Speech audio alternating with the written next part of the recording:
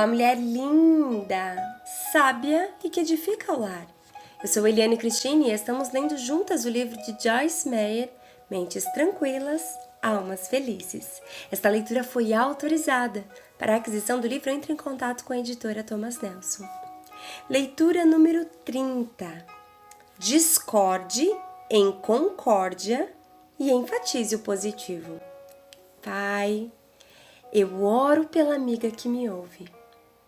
Abra os olhos do seu coração para que aprenda a discordar em concórdia em seus relacionamentos. Que não tenha discussões tolas, mas que sejam construtivas para que relacionamentos sejam inteligentes e aprimorados. Eu oro por mulheres que buscam ser parecidas com Jesus e imitam o seu mestre. Em nome de Jesus, amém.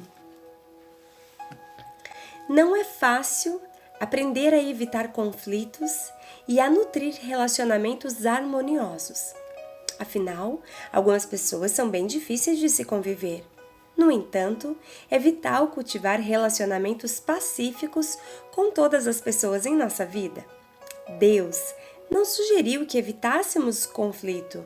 Ele o comandou. Ao servo do Senhor não convém brigar, mas sim ser amável, para com todos, apto para ensinar, paciente. 2 Timóteo, capítulo 2, versos 24.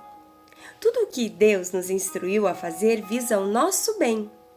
Quando penso nisso, sinto-me encorajada a seguir em obediência nos relacionamentos difíceis. Uma das razões para os problemas de relacionamentos é que nem sempre estamos determinados a resistir à discórdia. Resistimos algumas vezes, mas não nos dispomos a resistir o tempo todo. Ou pensamos que a única maneira de suportar o outro é transformá-lo em capacho. E então nunca emitimos nossas opiniões ou expressamos nossos sentimentos nos conflitos. Assim, não raro, nos tornamos pessoas amargas e ressentidas. Vou repetir-me para ter certeza de que expus meu argumento claramente. Ficar longe da discórdia é um processo contínuo nos relacionamentos cotidianos. Devemos confrontar a discórdia, trazê-la à tona e conversar sobre ela, buscando alguns acordos de paz. Ainda que certamente não seja fácil viver em paz com os outros, sei por experiência própria que isso é possível. Nesse capítulo, vou compartilhar com você os seguintes princípios para resistir à discórdia e desfrutar de relacionamentos pacíficos. Aprenda a discordar em concórdia. Enfatize o positivo. Aceite cada um tal como é. Vamos dar uma olhada em cada um desses princípios. Aprenda a discordar em concórdia.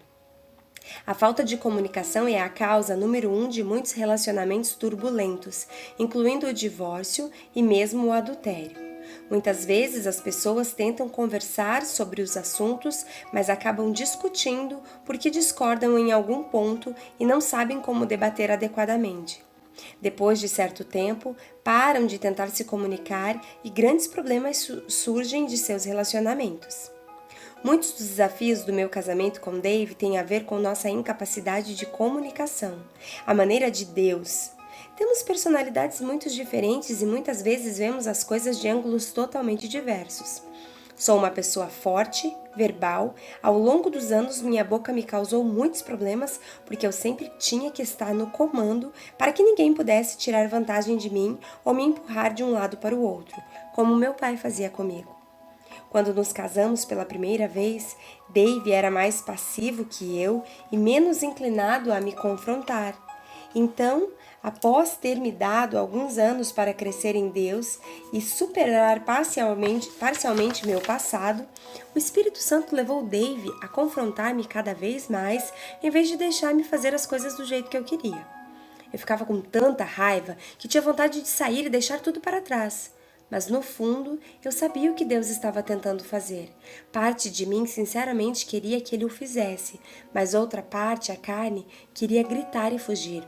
Quando o Senhor começou a ensinar-me a viver em concórdia, eu não conseguia compreender como poderia concordar, apesar de divergências. Simplesmente manter a boca fechada não me parecia ser uma opção. O demônio me disse várias e várias vezes: se você fizer isso, vai virar um capacho e todo mundo vai pisar em cima de você. Quando estudei pela primeira vez os versículos que falam sobre submissão e sobre como a esposa deve adaptar-se a seu marido, foi quase demais para eu aceitar. Então, quando eu finalmente evoluí até o ponto em que minha caminhada com Deus, no qual eu queria ser submissa a Dave, minha resposta inicial foi ir para o extremo oposto. Se anteriormente eu tinha alguma coisa a dizer sobre tudo, comecei a sentir que não podia dizer nada. Se Dave discordasse de mim sobre alguma coisa, eu sentia que a submissão significava que eu não poderia verbalizar mais nenhuma opinião. Se não fosse assim, eu estaria me rebelando contra meu marido. Isso pode não parecer um grande problema se você por acaso se casou com alguém com quem você concorda a maior parte do tempo, mas esse não era o caso comigo e com Dave. Ainda que eu me mantivesse em silêncio no exterior, dentro de mim eu queria me rasgar. Estava quieta, mas estava com raiva. Conseguia ficar em silêncio por algum tempo e então explodia. Dave continuou a pressionar e me confrontar, e quando sentamos boa parte de para conversar sobre nossos problemas, nos demos conta de que uma boa parte de nossos conflitos se devia a problemas de comunicação. Dei-me conta de que a comunicação acontece quando todas as partes podem expressar seus corações da maneira de Deus, mesmo quando discordam.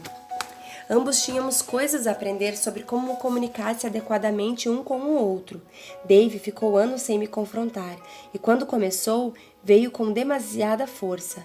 Eu não estava acostumada a ser confrontada, e naturalmente exagerava na reação e ficava chateada a cada vez em que ele tentava compartilhar alguma coisa comigo. Também tive que aprender a tentar parar de manipulá-lo. Se ele discordava de mim em algum assunto, eu tentaria fazê-lo e ver as coisas do meu ponto de vista.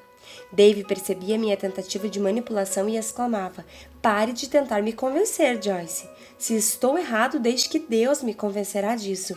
Se você está errada, deixarei Deus convencê-la disso."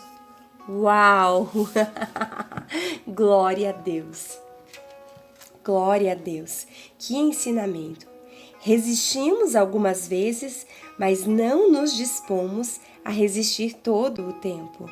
Ou pensamos que a única maneira de suportar o outro é transformar-se em capacho.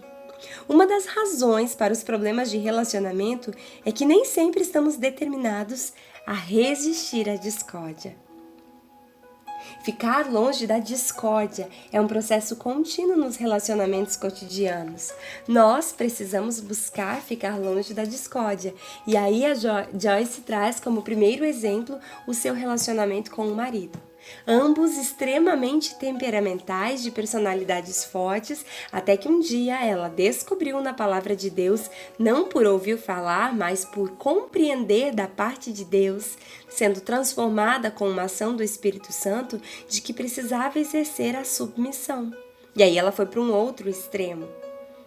E aí ela começou a perceber que as tentativas eram ainda de manipular ao Dave. Se ele discordava dela em algum assunto, ela fazia de tudo para que ele concordasse com o ponto de vista dela. Até que Dave disse: "Pare, Joyce, de me convencer. Se eu estou errado, deixe que Deus me convencerá. E se você está errada, eu vou deixar Deus te convencer disso." Que maturidade na fé que Dave tinha alcançado. Se eu estiver errado, o Espírito de Deus vai me convencer. E se você estiver errada, o Espírito Santo de Deus vai te constranger em amor, para que você perceba que está errada e para que você dê meia volta e tome um novo rumo nas decisões dos seus relacionamentos. Uau! Aprenda! Aprenda! A deixar o Espírito Santo falar ao seu coração aquilo que é a verdade absoluta da parte de Deus. Não aquilo que é a tua justiça própria, mas aquilo que Deus deseja ao teu respeito. Aquilo que Deus diz na sua palavra.